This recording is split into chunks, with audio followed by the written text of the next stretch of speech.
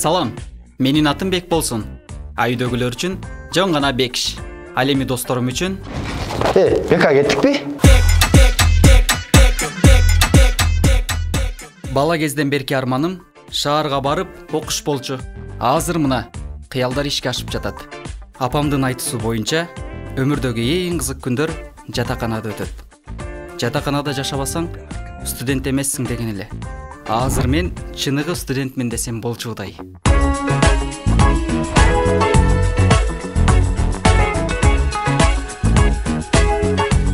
Мен өмүрдө эки гана нерседен корком. Биринчиси Кудайдан болсо, ал эми экинчиси вахтадагы эже. Не турасың сетирей? Эже, 103-түн күрүчүн таштайын деген. Айры бербет белең жалдырабай. Бул менин сүйүктүү окуу жайым. Мен ушул Ош мамлекеттик педагогикалык университетинде, кыскача айтканда, ОШМПда окуйм. Бул жерде менин өмүрдөгү эң бактылуу, эч нерсеге тең келгис күндөрүм өтүп жатат. Таанышып алгыла.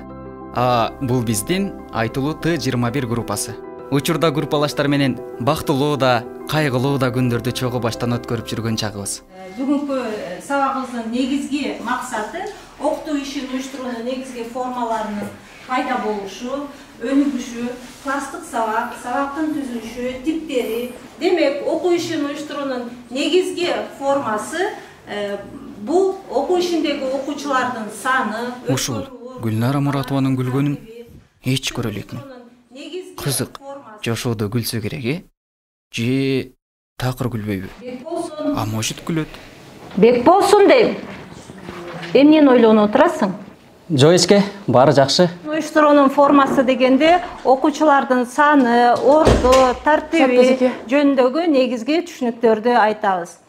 Айнура эмне болду? Эшикке кечигип калдым, уктап калдым. Күнүгө кечигесиң. Жатаканада жашап да кечигесиңби?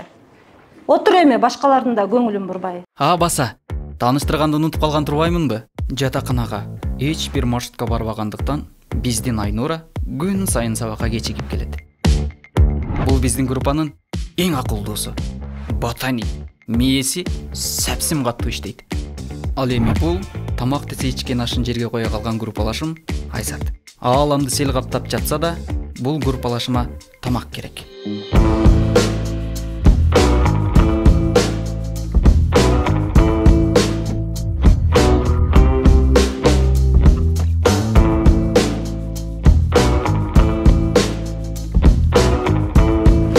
Дос, звачка барбы? Жок.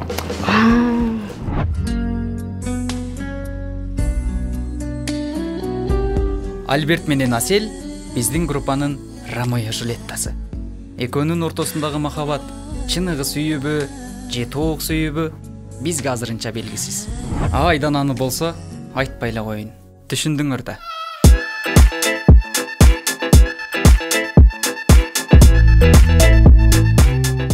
Студенттин кийгени жибек, жегени кебек деп айтылгандай, биздин да курсагыбыз кээ бир кездери өтө ач болот.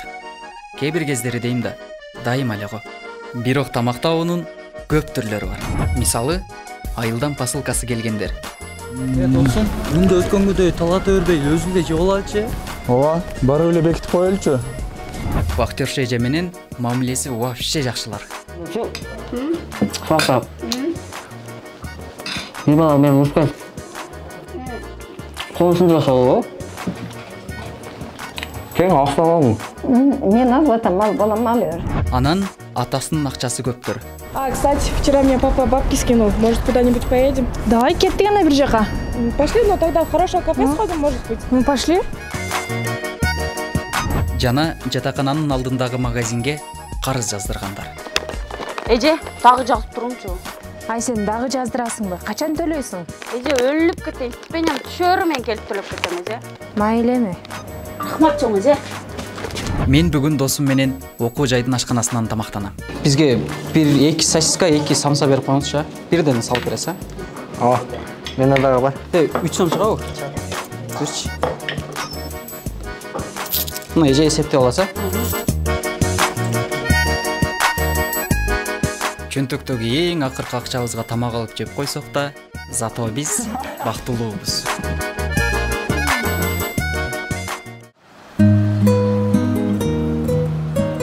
кээде бул дүйнө ушунчалык кенен болсо дагы апамдын кучагына жетпээрине ынанып кетем. Ден соолугуң жакшыбы? Оорубай сыркабай эле жүрөсүңбү? Окууларың кандай? Биз жакшы жүрөбүз. Бизден кам санаба балам. Акчаң барбы? Курсагыңды жакшы тойгозуп атасыңбы? Суук түшүп калды балам. Жылуу кийинип жүргүн макулбу? Өткөндө мен берип жүрген посылканы алдыңбы? Досторуң менен чогуу жедиңерби? Баарын өз колум менен жасаганмын. Тиги Асан абаң дагы шаарга жөнүп калса, майда чүйдө анан кичине топтогон тыйыным бар эле. Ошону берип жүрөм. Шаардын ызуучусунан чарчаганда апамдын ысык наны менен каймагын жеп, балам деп эркелеткен ширин сөздөрүн угууну сагынам.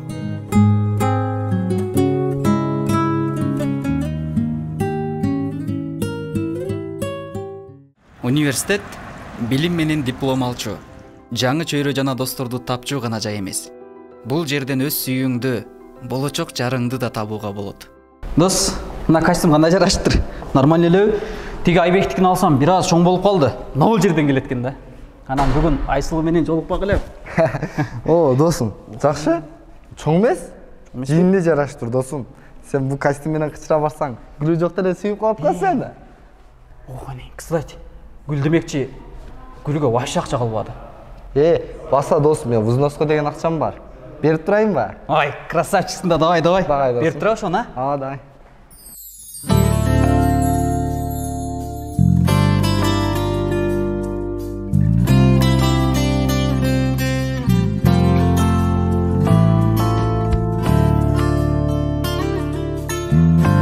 Досум, мен бара берейинчи. Тура тур, эми чогуу эле барабыз ал жакка. Жо, сен жалгыз калтырат окшойм.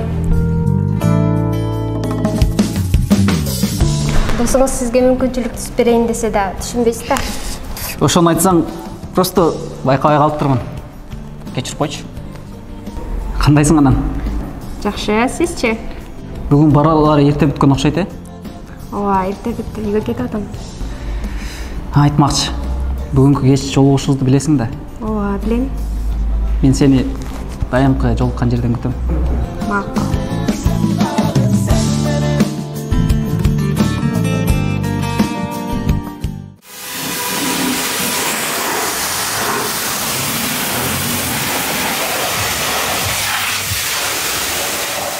Ач курсак менен бош чөнтөк көп нерсеге үйрөтөт дегендей, студент бул бир эле учурда окууга да, жумушка да, сүйүүгө да жетишип үлгүрүшү керек.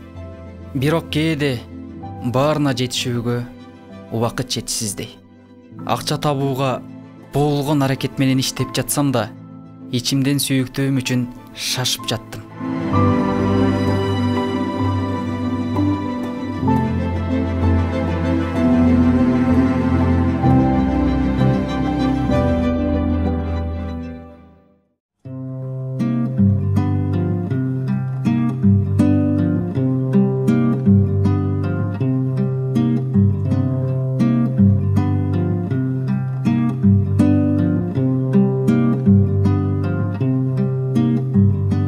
Махаббат деген кандайды, карасаң көзүң талмайды. Сагынган жанга жете алмай, канчама гүлдөр саргайды. Кашыксыз өмүр ме, егилме жаным егилме. Көктен күнге кол созган, не дерсиң мынау көңүлгө. Күлөрсүң дагы жыларсың дагы шыдарсың. Жазылмас дерттин дабасы, жаным ау кімнен сурарсың. Кинотеатрдан кино көрүү бардык эле студенттин чөнтөгүнө туура келе бербесе керек. А бизге бул проблема деле эмес. Анткени жума сайын общаганын студенттери үчүн биздин базда кино көрсөтүлөт. Чыңгыз агайдын группага жөнөткөн чакыруусу айылда апам бекиткен конфетти таап алгандай эле сүйүнүч тартуулайт.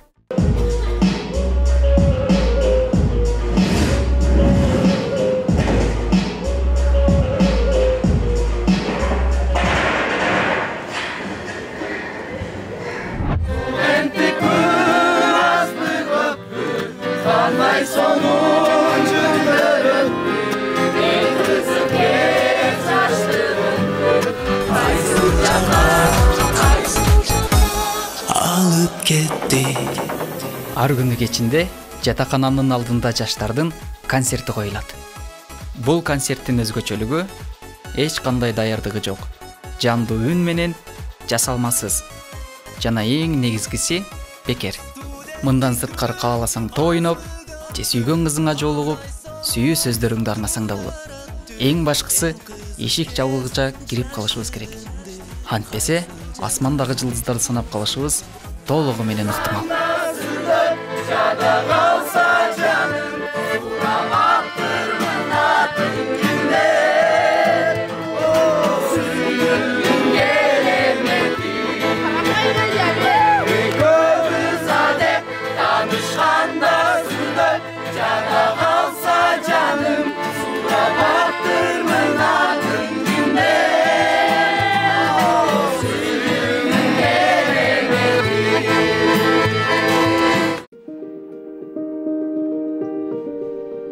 Өмүр фортепианонун баскычтары сыяктуу. Кооз музыка жаратуу үчүн агын да, карасын да бирдей басасың. Студенттик жашоо да кайгылуу кара түстөр менен чектелбей, кубанычтуу ак түстөрдөн да турат. Кыялыбыздагы кыйын адис болуп чыгуу үчүн алдыда билимдин артынан дагы да көп чуркайбыз. Жана жылуу төшөгүбүздүн, эти жок ашыбыздын, достор менен ичкен даамдуу ролтонубуздун кадырына жетип жашайбыз.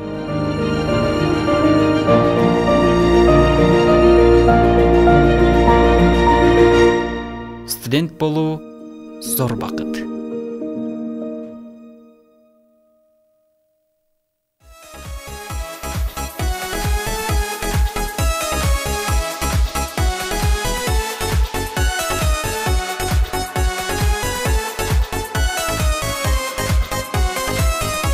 Студенттик күн аз бүгөппү, кандай сонун күндөр өттү. Эң кызык кез жаштыгымды кайсыл